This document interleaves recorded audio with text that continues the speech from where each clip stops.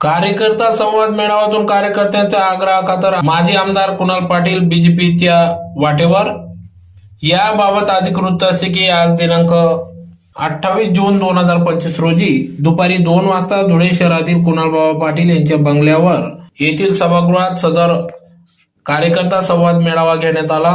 सदर मेळावा माजी आमदार कुणाल पाटील यांच्या नेतृत्वात घेण्यात आला। तर यावेळेस कुणाल पाटील यांनी सर्व कार्यकर्त्यांना विचारात घेऊन त्यांचे विचार विनिमय घेऊन मगच दुसऱ्या पक्षात जाण्याचा निर्णय घेऊ असा विश्वास त्यांनी व्यक्त केला होता। तर कार्यकर्त्यांनी आग्रह धरला असून त्यापर्यंत आमदार कुणाल पाटील हे आपला निर्णय उद्या जाहीर करणार असून तरी देखील माजी आमदार कुणाल पाटील हे भाजपच्या वाटेवर असल्याचे संकेत दिले आहेत।